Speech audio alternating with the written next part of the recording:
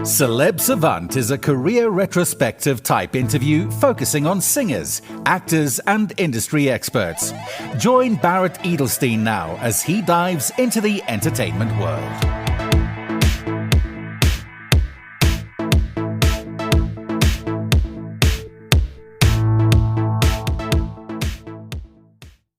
Boo Seeka is an Australian electropop singer and songwriter.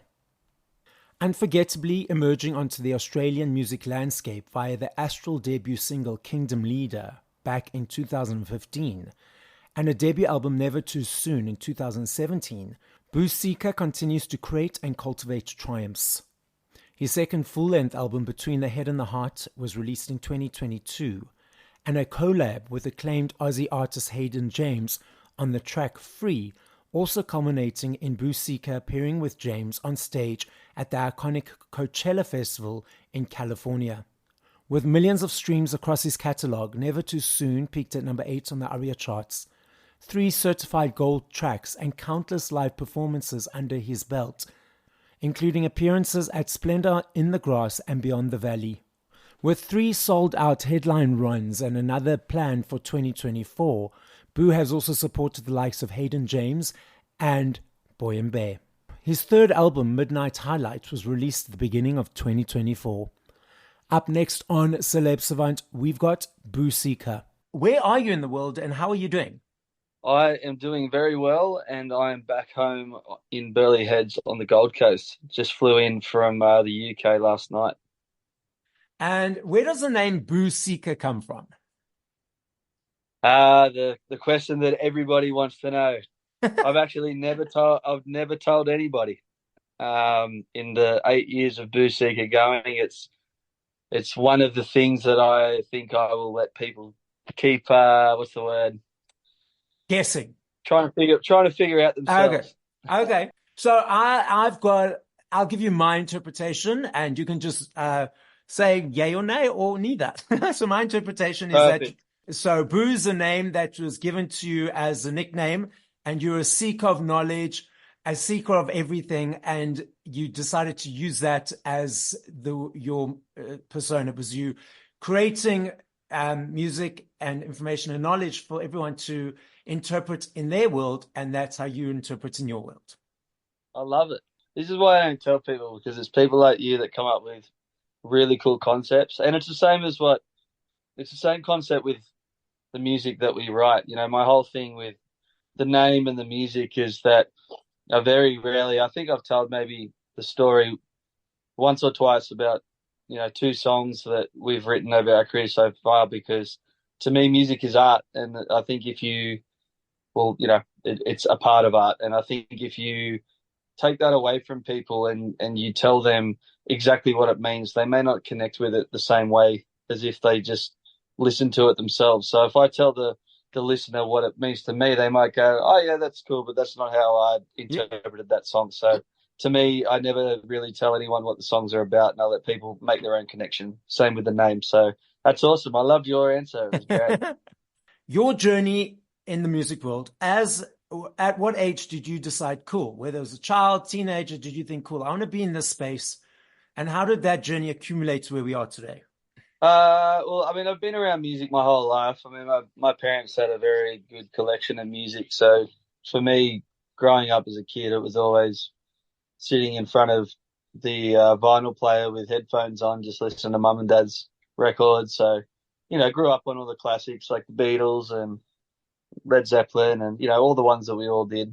And then for my 8th birthday, my parents got me a second-hand guitar. Don't think they really thought that much of it. They just knew that I love listening to music, and just took it up from there. Never had a guitar lesson or anything. I just kind of sat in front of the vinyl player, or I think we had maybe CDs at that point, and just kind of taught myself how to play guitar in front of the speakers, and then from there met mates of mine at school that loved music, and we created our first band at school, and it just kind of evolved from there. So I feel like, my journey on how music came into my life is probably a lot similar to a lot of other people out there. So my journey's just been,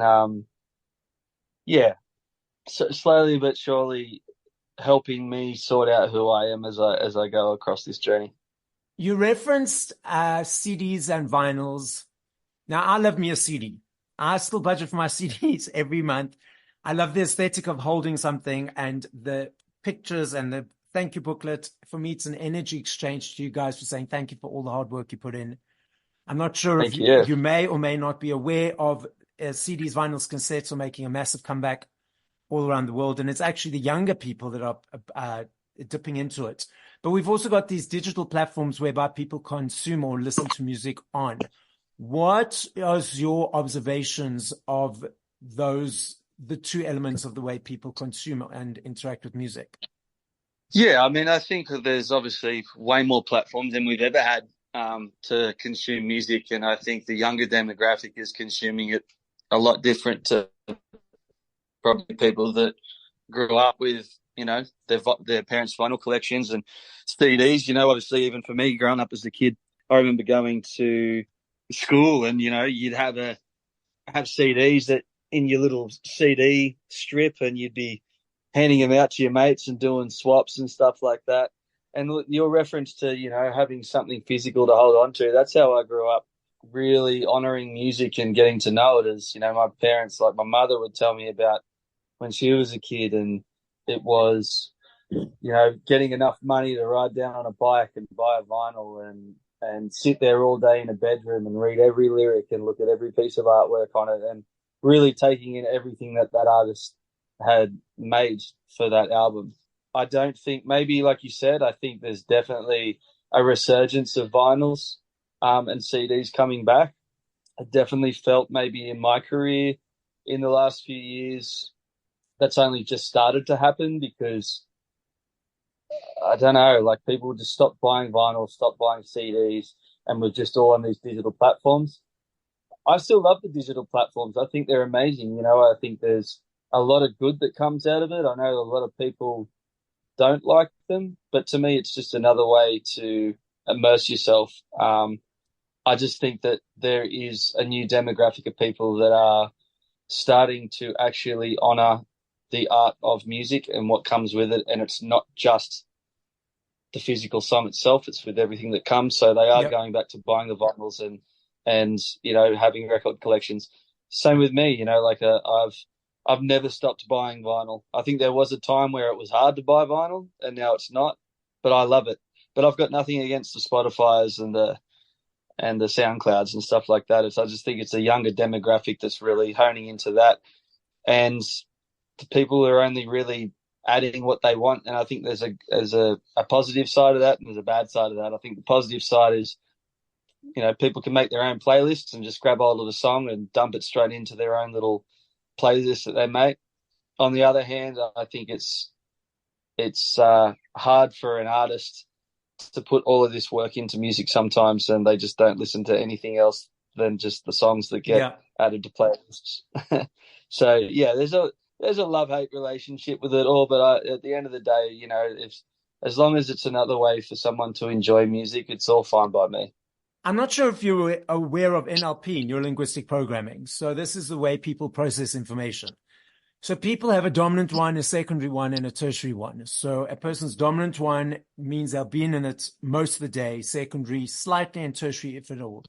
Now we've got three of them. So there's visual, which means people create pictures of the information they're receiving. Auditory is around the words, the understanding the words, the sentences, putting all of that and understanding that level. And then kinesthetic is through the energy, the body language, the tone of voice, all those type of elements. Now, speaking specifically with music, when you listen to music by other artists or by yourself, are you seeing a picture, hearing the words, or feeling the energy? That's a great question. I think it goes back to just thinking of an answer straight off the top of straight away. I probably consume it in two different ways. I think for the artists that I really love and I hear something straight away and it really perks my ears up, straight away we'll go buy a vinyl, and because I want to know everything about that person and I want to read the lyrics and I want to consume it all. And I probably go through a process of getting the vinyl, looking through the vinyl, listening to the music as I'm looking at the vinyl, and then if I've got time, put that away, shut my eyes, and imagine the pictures, like you said. In other ways, I don't even listen to music when I write songs, strictly because as an artist, I want to be my own artist and I don't want to be influenced by certain things. So I almost block all of that out in some ways when I'm writing music. But consuming it even in the car, I think, it's almost like, when you listen to a radio station and stuff like that, it's like flicking through on random. You're listening to so many different things and you're consuming so quickly. So I think picking up and listening to it really quickly on that point, and then seeing the pictures and enjoying and consuming it at a bigger level when you actually fall in love with that artist, that's my answer. I hope it kind of answered what you asked for, but No, to me, absolutely. that's kind of that's how I see that anyway. And then when you are listening to music by others, when you're obviously not writing music and you're just consuming it, are you able to relax and just enjoy it for what it is? Or is your creative mind or brain unpacking the technical elements of the song all the time? Man, you have some great questions. It's really good to actually have an interviewer that just doesn't ask me the same dumbass questions all the time. So I appreciate that. I think, again, I think there's probably a few ways that I do that. I'm a huge cook. I love being in the kitchen. That's probably my other outlet from being on the road and being in the studios is cooking. So very much there's a process of listening to music. I wouldn't say in the background, but there's a part of me that consumes music quite a lot that I'm not sitting there taking it all the way in. But I really do still, and I think that's why when I write records, I stay away from listening to albums front to back, because I do consume it and I really do take in the melodies and the visuals, like you said, and the lyrics that they're saying and certain sounds. And if I consume that too much too quickly of one artist, I find myself writing like that artist, and I don't want to do that. So to me, I definitely do analyze it, but I only analyze it in a way as I love trying to get inside the brain of another incredible artist. But I just don't do that when I'm actually writing myself, because I find that I will very much want to mimic that, and I just don't think that's what music should be. When you're creating music, your own music, from 0 to 3 to 4 minutes, what motivates it? What invigorates it? Is it easy every time? Let's unpack your creative brain in writing a song or creating a body of work as an album as your latest album. I think there was a thing, like, for the way that Boo Seeka happened. I mean, I come from a singer-songwriter background, and like, some of my favorite artists growing up was Tracy Chapman and David Gray, and very, very much more in that acoustic realm. And I was in a band prior to Boo Seeka that was called Benjaloo, and we were probably more in that folk arts perspective. And then when Boo Seeka happened, I didn't want to create a sound that was what I'd been playing for 9 years prior to that. So at that present time, I had no money. I had an incredible engineer / producer called Ian Pritchett, who did our first record. And he said, just come in and let's just write some songs. If you got some ideas, let's write some songs. So I had Kingdom Leader and Deception Bay and Fool. They were the first 3 songs I ever recorded. And there was just something, and talking to Jay about it, who's in Boo Seeka, he was a fan of Boo Seeka before he was in the band. And he just said it was almost like all the wrongs made it right for that first record, because you didn't know what you were doing. You weren't you hadn't been making electronic music prior to this whole thing. And probably the engineer that I was working with, Ian, he'd done more like Angus and Julia Stone and the Beautiful Girls and Ash Grumbled. So he was a roots reggae, surf, rock producer trying to do electronic music.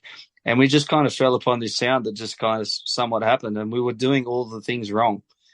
Then you go to, and I think that's, just trailing back quickly, I think that's what helped make the sound of Boo Seeka.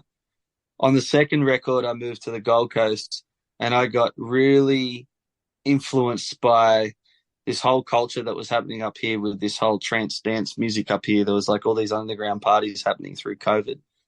And that really influenced me. And it's a love-hate relationship with my last record, because I can hear the influences of the music I was listening to so much more in that record than I can from the first record and the record that I've just made. And again, I love that record. I love Between the Head and the Heart, but I listen to it and I go, I sound too much like this. I don't think anyone else would pick that up, but I think it was more so a lot of artists a lot of listeners are like, oh, he's been influenced by a lot more of the dance music and it sounds a bit more like this than the last record. And they were almost bringing up names. And when they said the names, I was like, that's cool. They're incredible artists to be, being identified with. But it kind of rubs me up the wrong way, because I'm always chasing that sound to be Boo Seeka. So going on the third record, I really just, again, going back to what I said before, I really just shut myself off of listening to music and just went into a studio and just wrote what sounded right in my head, basically. And you mentioned you were doing things that were wrong. What do you mean by that? Why were they wrong? I think it was the combination between me coming from a singer-song background and just writing songs on an acoustic guitar, going into a studio with a guy that mainly recorded singer-songwriters and roots music, and me saying to him, let's try to write an electronic record. He had no idea what any of the things that you should be doing for electronic music. He was like, well, I got no idea, but let's give this a go together. And I think all the sounds and probably all of the little things that we did with making the beats and the rhythm sections and EQing things and stuff. When I worked with a guy that did Between the Head and the Heart, the record that sounds influenced by certain music, he comes from an electronic background. He writes electronic music. So he knows, like, when you write electronic music, the bass sound needs to sound like this and needs to do this. And it was incredible. It was so good and it sounds so big and so huge. But they were sounds that I could hear on other people's records. And I think he was doing all the things that should be right for electronic music. Yes. But the first one was everything wrong. Just because it was didn't have an idea. Yeah, just literally had no had no idea what the certain sound of a kick drum was, or everyone was at that point was using Splice and was grabbing these certain samples of drums that everyone uses for EDM music and house music. And it's like, me and Ian at the time that we wrote the first record, or sorry, I shouldn't say the first record, the first 3 songs, I had no idea what any of that was. I just was like, I just want to sound something like, I want to create something that's crunchy and weird and doesn't sound acoustic. So I just think all the wrong things made it right. And that's what I was chasing for this third record. Nothing against Between the Head and the Heart, because I love that record and I know it's become a lot of our followers' favorite record and they love a lot of songs off that record. And I'm so thankful for it. And I'm really thankful for the scene that I got really into up here. But it was just this little thing in my head that was like, you're getting too close to the sun. You just came off a tour supporting Boy and Bear. I interviewed Dave from Boy and Bear last year. Now you're going to be headlining in Australia shortly. What do you enjoy about performing live? And second to that, the difference for you between opening for an artist and then headlining. Obviously, you put the same amount of energy into that performance, but what are the differences for you for those different experiences? Firstly, I think performing live, probably the simplest way for me to explain that is, some people relax by doing yoga or Pilates or go on surfing, and I get that from playing live. I don't care if it's playing live just into a bedroom by myself. It's I don't know. There's something that might sound cliche to say, but there's something that's very cleansing for me to go on stage and do what I do and come off and I feel re-energized. I feel like I'm ready to almost start my day in a real weird way. Because when I don't do that, I mean, COVID was just hell on earth for me, not being able to play for so long. Um, yeah, it's my outlet. It's the way that I feel like I get to start my day and I have my purpose and I feel good about myself. It's got nothing to do with like, here's me on the stage and I'm, being this guy. It's got nothing to do with that. But I will say that the buzz that I do get from that, and I wouldn't say it's the main reason, but it is a reason that growing up as a kid and my parents taking me to concerts, standing in the crowd and hearing my favorite songs getting played live by the artists that I loved, and just the connection that you have with that. It was something that as a kid I never forgot and I'll never forget. And to be on the other side of that now and looking out at the crowd and seeing those guys do that with our music, it's just it's something. It's really hard to explain, but something that I don't know. It's what makes me feel alive. The other question that you asked me, what was that? So the difference between Support, opening, support, yeah, and the yeah, headline. Well, first and foremost, it's usually a shorter set, but like even we've just come off doing this tour with Boy and Bear, and I even before I knew the guys, they were a band that I heavily listened to, and I love their records, and I love everything about them. And if I listened to them too much, I probably would have turned into Boy and Bear.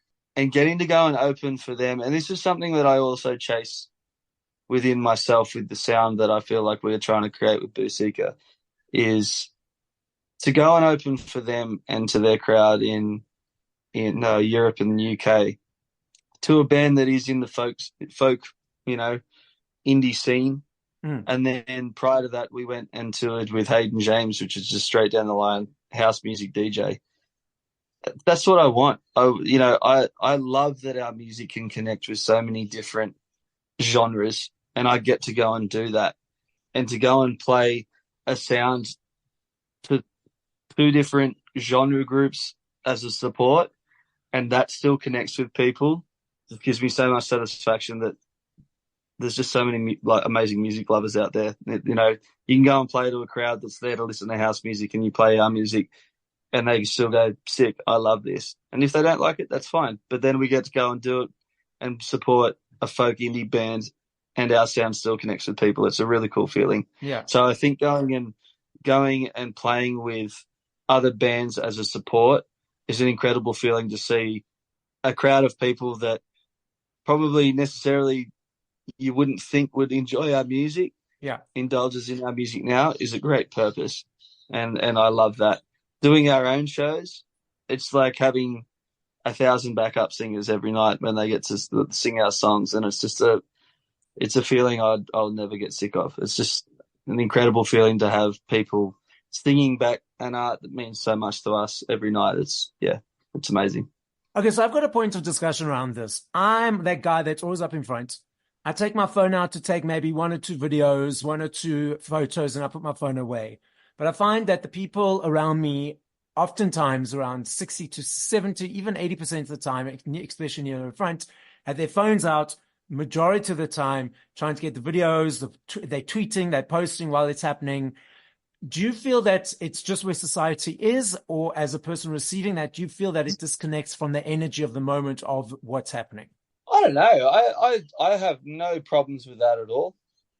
I think, man, I'm guilty of getting out my phone and putting it up in the air and catching a moment. I don't think it's a guilty thing when I think about it. I just think, if someone's sitting in the crowd making a TikTok post about what they made for dinner, then that might be a bit of a different situation. Yes. But if they're there and they're capturing a moment that they want to have more than just that thing in their head and that moment, and they want to capture that on camera and be able to play it over and over and over again, go for it. I don't have an issue with that at all, But I'm the same as you. Like, I might capture a couple of moments, but then I'm just, standing there in the crowd with my eyes closed and really taking it in. But that's just me.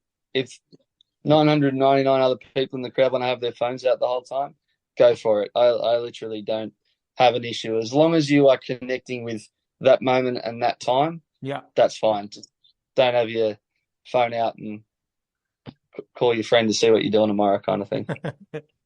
Okay, so now I love this game. I know if I ask you this question in 2 minutes, 2 hours, 20 years, 5 minutes, I know your answer will be different every time because there are millions of them. I'm not saying favorite. I'm saying if you had to push play to 5 songs by other artists once we finish this conversation, what would those 5 songs be and by whom? Just songs, not albums? Either. Or, okay. All right, I'll think of maybe five albums. Okay. So it's probably easier for me than picking a song. Okay. I'm gonna be a bit greedy here. Whole Play Parachutes, Moby Play, David Gray White Ladder, Abbey Road the Beatles, and Pink Moon Nick Drake. Brilliant. So, Boo, the podcast is listened to throughout the world. As a final message, what would you like to say? I'm going to keep it simple, especially the times that our industry is in. If you love an artist, get out there, support them, because we really do appreciate it. Thank you for listening to this episode of Celeb Savant. Please follow Barrett on TikTok, Instagram, YouTube, and Facebook at Celeb Savant. That's CelebSavant.